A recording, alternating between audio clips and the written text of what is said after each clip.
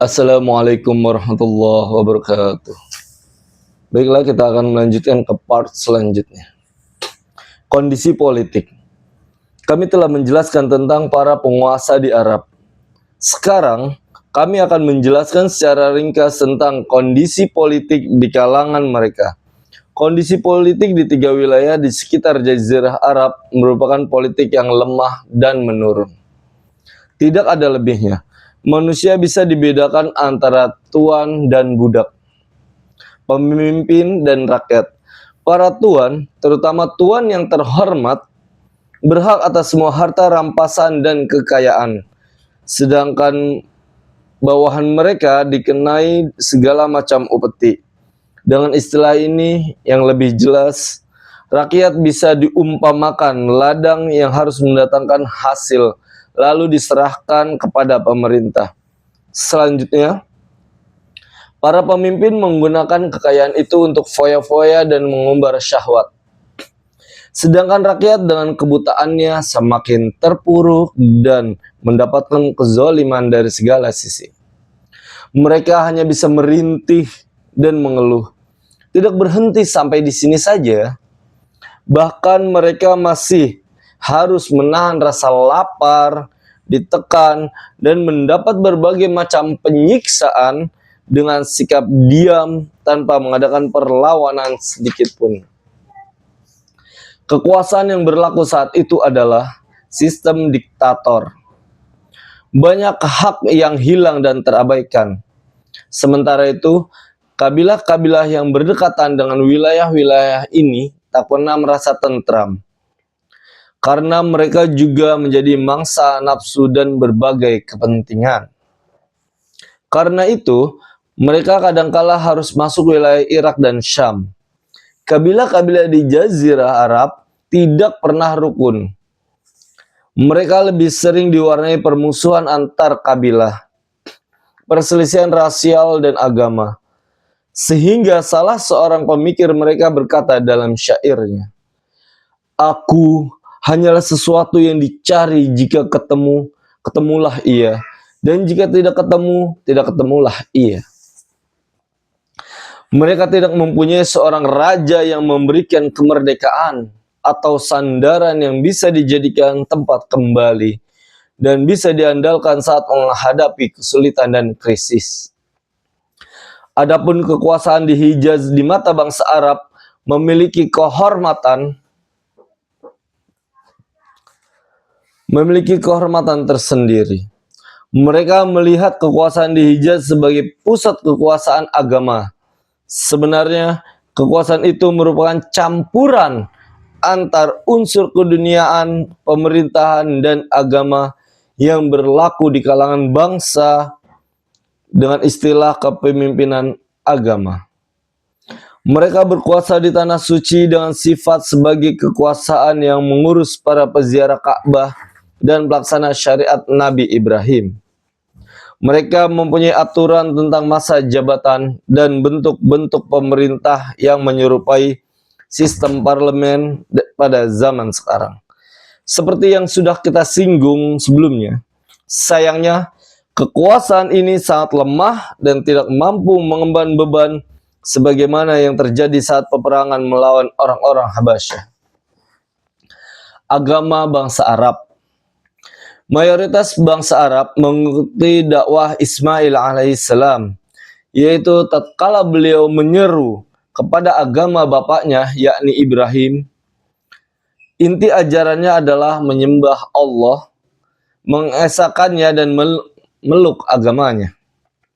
Waktu bergulir sekian lama, hingga banyak di antara mereka yang melalaikan ajaran yang pernah disampaikan kepada mereka.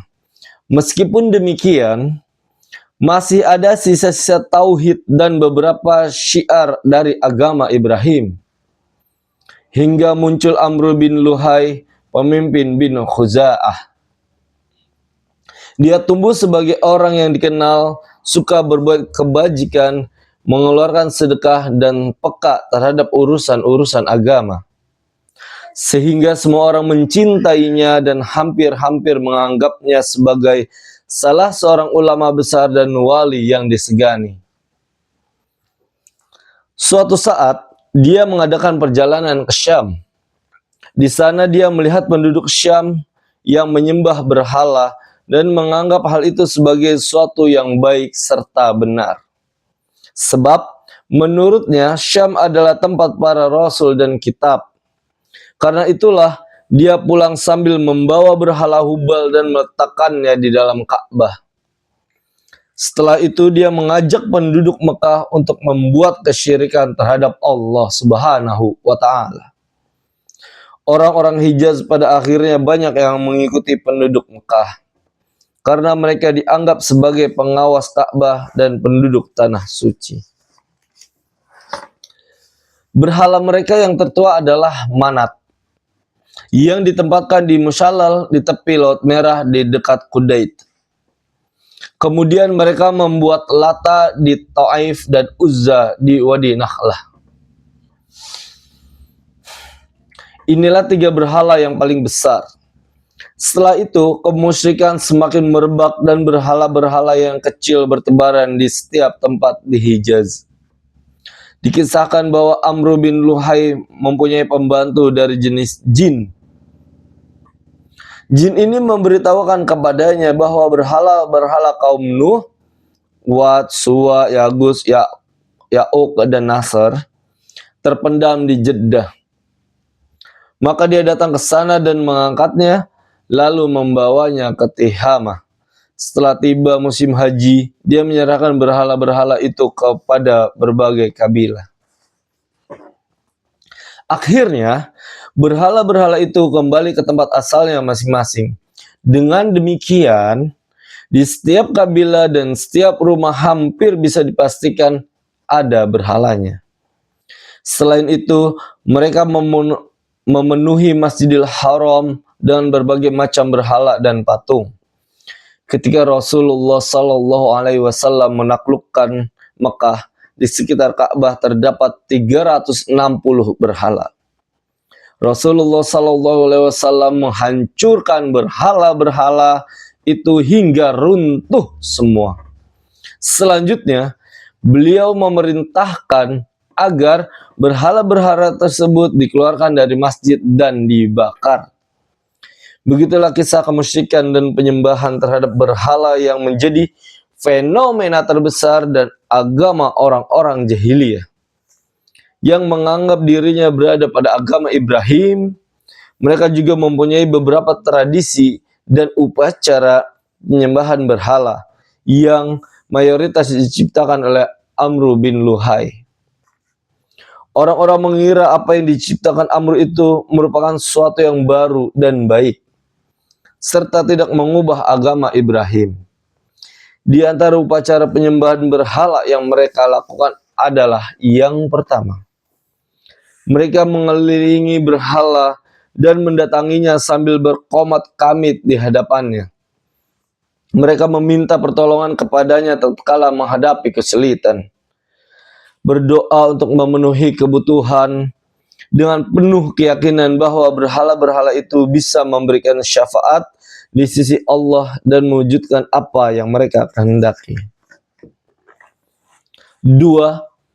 Mereka menunaikan haji dan tawaf di sekeliling berhala, merunduk dan sujud di hadapannya. 3. Mereka mengadakan penyembahan dengan menyajikan berbagai macam korban, menyembelih hewan piaraan dan hewan kurban demi berhala, dan menyebut namanya.